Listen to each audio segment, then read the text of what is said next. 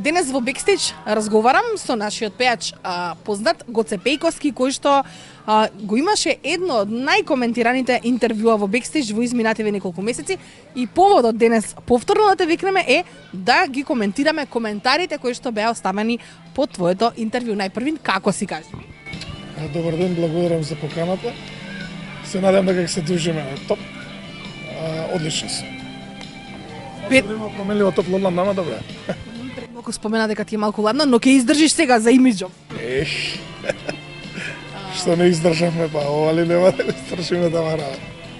Гоце, во минатиот Бекстејдж, кога ни гостуваше, позборувавме малку за твојот порок, за кој што јавно реши да проговориш. Зборувавме за коцкањето и спомена сума која што си ја искоцкал и по тој повод имавме лавина на коментари на луѓе кои што, нели, си размислуваат на секакви начини и тоа е нивно полно право, но да видиме како ти реагираш на коментарите кои што се надевам дека не си ги прочитал до сега. Не, искрено ги немам читано. Што да реагирам, значи... И сега ќе реагираш. Момент, вака, сега одиме со првиот. Пиеде лажи девојчиња, не е можно да си искоцкал милион евра, вели некој слав. Милион имам искоцкано, сериозно.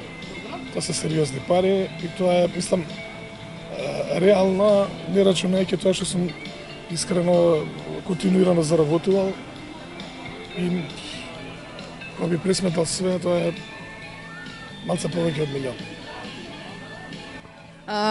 Вели Тамара да ти звонат на телефони и да те замараат, не дечко, не те замараат, туку си ги бараат нивните пари, веројатно и ти си ги замарал за да ги добиеш. Па да, реално, известено, да, апсолутно. Никој на никого со сила пари не му дал и реално, може би, невкусно беше тоа што кажав замарање, не го мислев во тој контекст дека тие ме замараат, туку дека самото звонење, самото...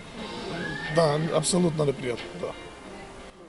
Еден тука вели, ви ги читам коментарите, изгледа вие сите што коментирате сте безгрешни. Под замарање човекот не мисли на пари во заем. Коментарите ваши, вели, ме подсетија на едно интервју со едно повозрасно лице кое во моментов издржува затворска казна. Го прашуваат што планираш кога ќе излезеш, вели ништо, да продолжам да бидам затвореник. А како тоа мислиш?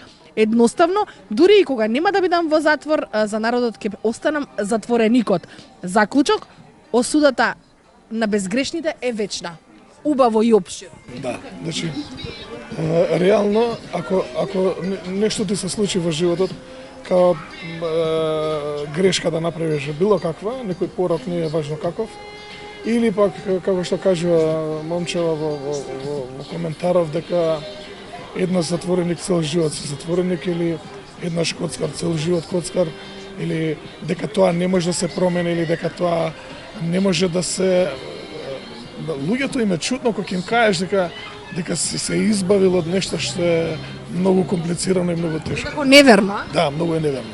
Многу е за неверување. Јас и сега пример кога не сум ги гледал коментари, ама претпоставувам дека има мал милион такви коментари кај што луѓето со неверување гледаат на ситуацијава моја конкретно. Сега продолжувам со коментарот на Дејан.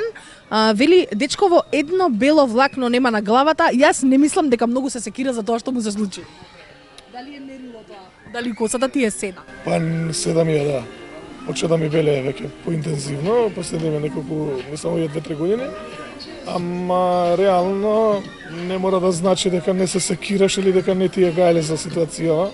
Јас искрено се секирав многу, затоа и донесам одлуката дека го ставам на крај.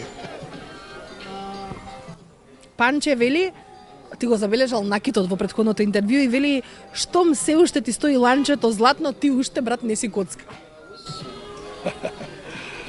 Значи, ланчето го купив откако престанав да се коцкам, иначе додека се коцкав немав гаќи на не ланци златни. И повторно некој Игор вели, само во Македонија може да кажат, па тоа е болесте. Не бе друже, твоја одлука е да се коцкаш, се друго ти е изговор. Па да, види, за луѓето што гледаат од страна, се им се изговори или не знам што.